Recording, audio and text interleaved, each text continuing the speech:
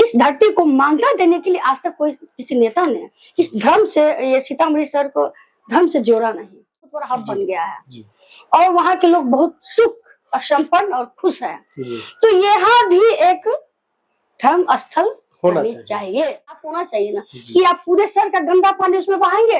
क्या ये विधायक का दिमाग में नहीं है? क्या सांसद का दिमाग में नहीं है? क्या ये विधान पार्षद का दिमाग में नहीं है? मांग कोई नेता ने नहीं पूरा किया, ये मेरा मांग रहेगा। इस समय मैं सीतामढ़ी में हूँ और हमारे साथ बात करने के लिए आरजेडी की नेता हैं सीमा गुप्ता जी, जो सीतामढ़ी से प्रबल दावेदारी पेश कर रही हैं और पार्टी में लगातार 2015 से ही दावेदारी इनकी है। लेकिन पूर्व के चुनावों में पार्टी के द्वारा यह आश्वासन दिया गया कि अभी आप जिनको हमने सिंबल दिया उनको जिताइए, मेहनत कीजिए और निश्चित तौर पे आगे का जो चुनाव होगा आपके लिए विचार किया जाएगा। पार्टी को यह तय करना है कि आपके बीच ऐसे प्रत्याशी हैं जिसका जमीन पे भी जनाधार है, हर चीज से मजबूत है। अगर आप अपना सिंबल देते हैं तो जो 2020 में विधानसभा में स्थिति हुई, शायद वह ऐसी स्थिति नहीं होगी। उसका सबसे बड़ा कारण होगा इनका व्यक्तिगत व्यवहार या व्यक्तिगत वोट। अगर पार्टी मौका देती है तो सीतामढ़ी चुनाव सबसे आसान चुनाव माना जाएगा। पूर्व में भी आपने महिलाओं को टिकट दिया लेकिन शायद वो उस पर खड़ी नहीं उतर पाई। निश्चित तौर पर अगर सीतामढ़ी चुनाव जीतना है तो अगर किसी महिला को देना है तो वो एक और एक महिला है सीमा गुप्ता। इनसे जानेंगे कि आज भी सीतामढ़ी की मूलभूत समस्याएं क्या है। विगत कई वर्षों से यहाँ से जो भी विधायक रहे उनका योगदान यहाँ के विकास पे हुआ क्या, चाहे वो स्वास्थ्य की व्यवस्था हो, शिक्षा की व्यवस्था हो या इनक्रोचमेंट की व्यवस्था हो, उसका भी समाधान नहीं हुआ। ये सीतामढ़ी शहर आज भी जाम से पूरी तरह जूझ रहा है और जल जमाव एक गंभीर समस्या बनी हुई है। यहाँ एक नदी है जो पूरे इलाके का, पूरे शहर का कचरा उसमें गिरता है और उसकी साफ सफाई या फिर देखभाल के लिए कोई भी व्यवस्था नहीं की गई है, कुछ भी काम नहीं किया गया है। इन्हीं सब मुद्दों पे बात करेंगे। आप सीतामढ़ी से दावेदार हैं और आरजेडी की नेत्री हैं, क्या मानती हैं आज भी आपके विधानसभा में सबसे बड़ी और गंभीर समस्या क्या है जिसका समाधान विगत कई वर्षों में नहीं हो पाया? सबसे पहले आपके चैनल के माध्यम से आप सबों को और सीतामढ़ी वासियों को मैं तहे दिल से प्रणाम करती हूँ।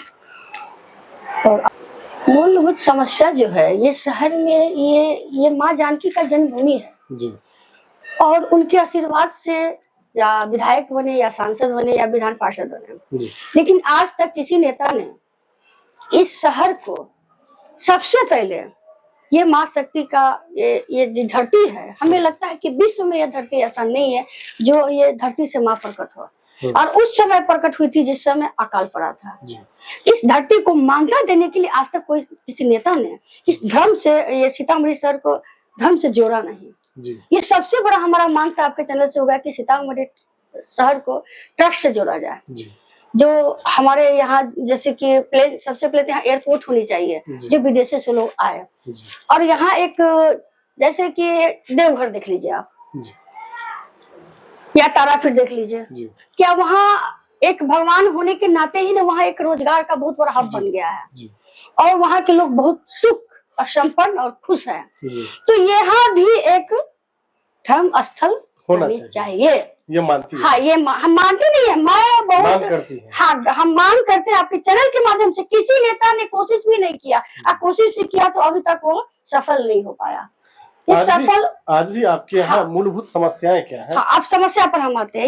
ये तो मेरा सौभाग्य की बात है कि इस पर आना चाहिए, क्योंकि सीतामढ़ी जन्मभूमि से यहाँ मेरा जन्म हुआ है। मेरा कर्म से धर्म से तो यही है, राजनीतिक भी हम यही से शुरू किए हैं।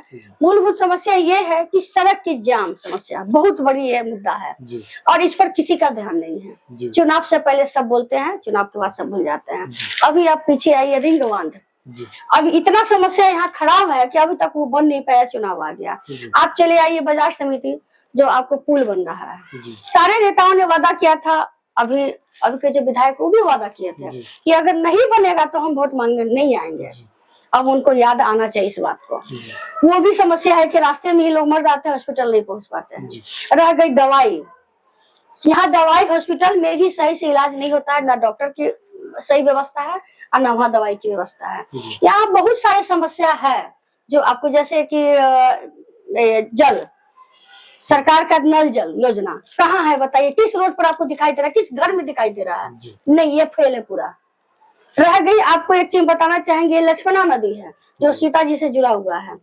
कचरा नहीं आता है, कचरा के साथ साथ पानी आता है पूरे शहर का गंदा, जिससे वो लक्ष्मणा नदी दूषित है। और मैंने कई एक बार मांग रखा है कि ये पानी नहीं जाना चाहिए। अगर आप गिरा भी रहे, आपके पास कोई व्यवस्था नहीं है, तो प्लांट मशीन लगाइए जो सफेद पानी होकर के जाए नदी में, ताकि ये दूषित पानी बचे, कचरा बन के निकल जाए। लेकिन ये मांग हमारा नहीं अभी तक पूरा हुआ है।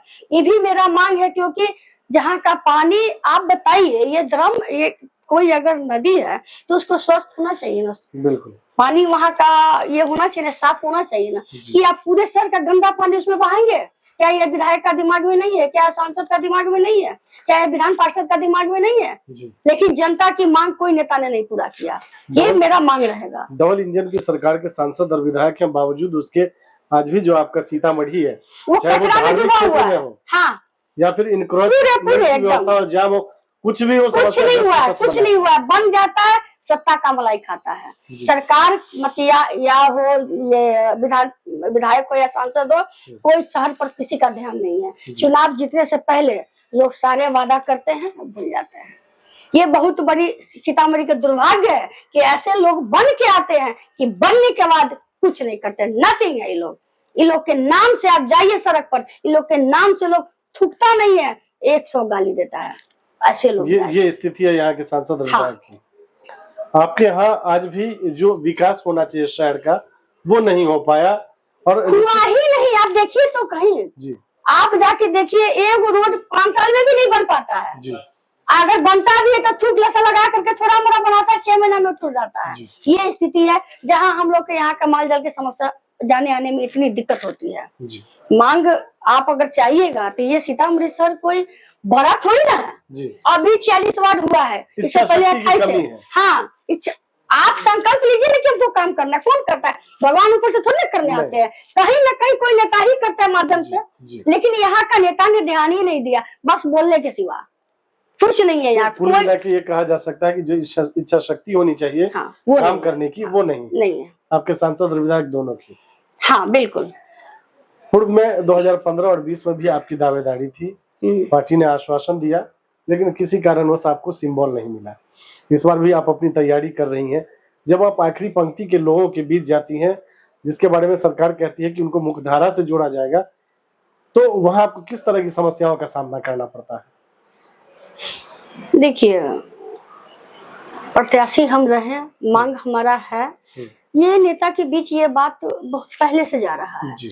और वो जानते भी हैं कि बहुत एक्टिव पार्टी के लिए काम करने वाले वर्कर, और हर तरह से जब भी कोई मीटिंग सीटिंग होती है तो हम लोग एकदम निश्चित रूप से वहाँ सरकार के जो भी प्रोजेक्ट आते हैं हमारे अपने तेजस्वी जी की तरफ से, वो हम लोग रखते हैं और उसके लिए लड़ाई लड़ते भी हैं।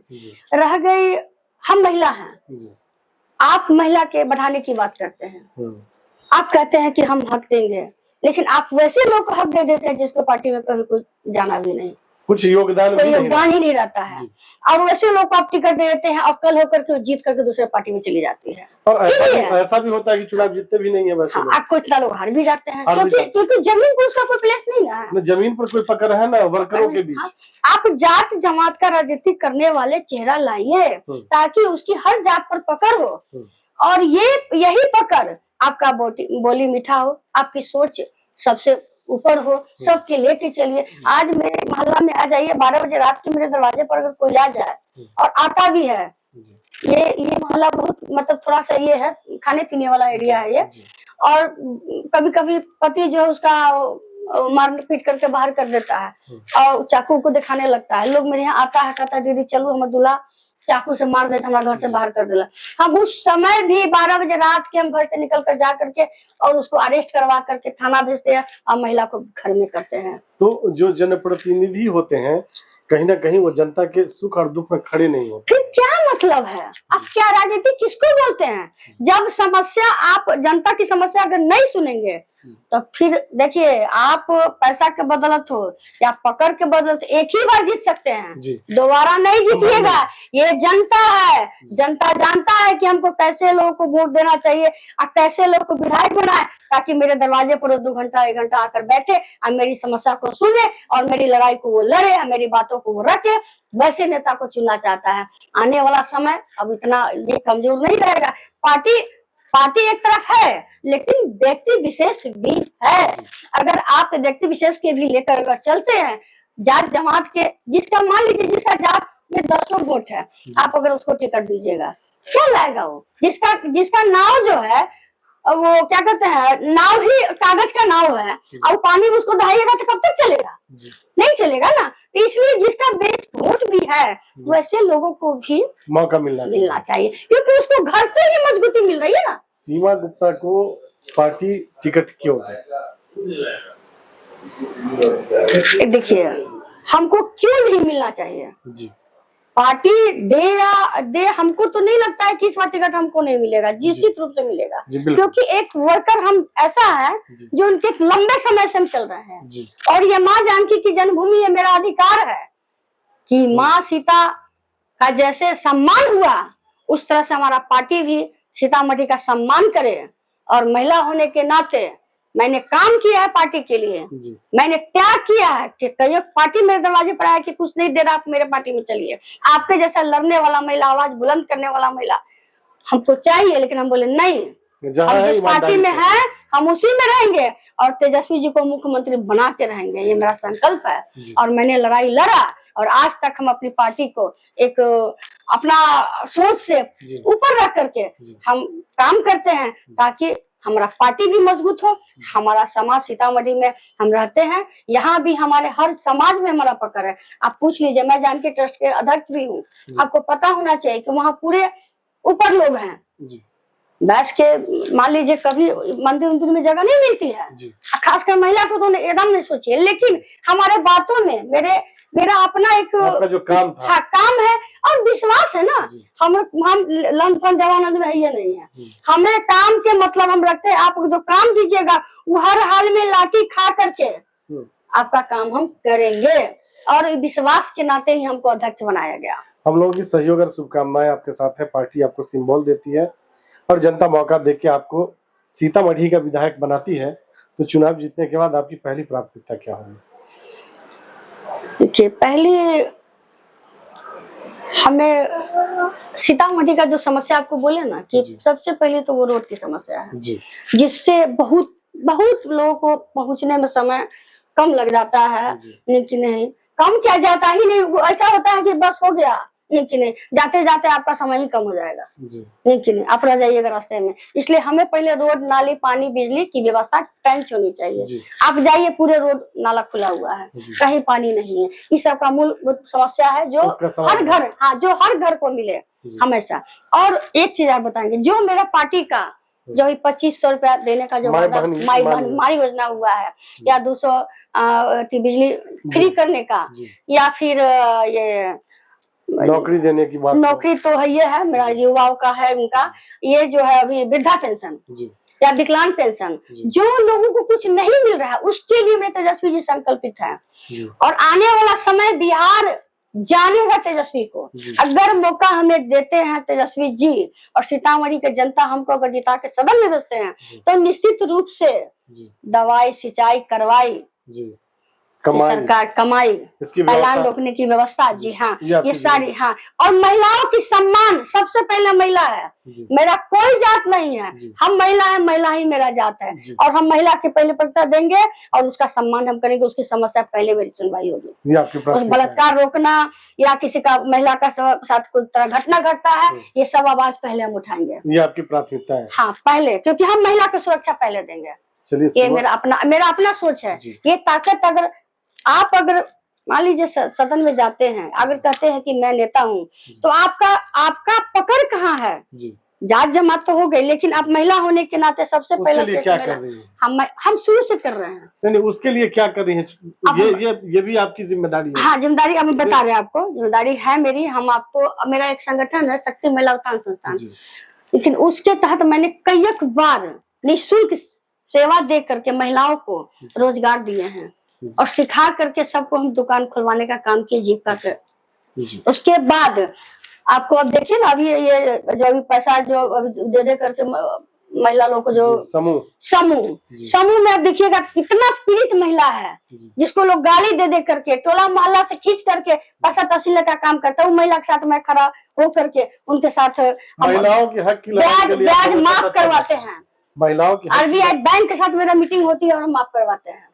ये मेरा लड़ाई है। चलिए, और सीतामढ़ी विधानसभा की दावेदार है, साफ तौर पे इनका कहना था कि जो हमारे नेता माननीय तेजस्वी यादव है, उनका जो कहना है, चाहे वो पढ़ाई हो, कमाई हो, दवाई हो, कार्रवाई हो, उस पर काम किया जाएगा। और सबसे पहले मैं एक महिला हूं और महिलाओं की बात करूंगी, महिलाओं के अधिकार के लिए लड़ूंगी, महिलाओं के मान सम्मान के लिए लड़ूंगी। तो अब तय करना पार्टी को भी है कि आपके पास ऐसी प्रत्याशी हैं जो जुझारू है, जमीन पे मेहनत करती हैं, लोगों के बीच रहती हैं, अपना पकड़ और जनाधार है, अगर सिंबल देते हैं तो इनके लिए चुनाव जीतना आसान होगा। लेकिन अगर पार्टी ऐसे प्रत्याशियों का, ऐसे नेताओं को अगर दरकिनार करती है, नजरअंदाज करती है, तो जो 2020 में आपकी स्थिति हुई पार्टी की, शायद उससे भी बुरी स्थिति 2025 की होगी। और जो आरजेडी का एक सपना है तेजस्वी यादव को मुख्यमंत्री बनाने का, वो साकार नहीं हो पाएगा। अगर पार्टी चाहती है कि तेजस्वी यादव मुख्यमंत्री बने, तो निश्चित तौर पर ऐसे लोगों को सिंबल देना होगा जिसका व्यक्तिगत वोट और जनाधार हो। और उसमें सीमा गुप्ता फिट बैठती है सीतामढ़ी के लिए। और सीतामढ़ी की जनता की यही डिमांड है कि इस पार्टी से कई लोग ऐसे भी दावेदार हैं जिनको पूर्व में मौका दिया गया और वो जीत नहीं पाए। तो इस बार पार्टी के लिए सीट जीतना आसान हो जाएगा।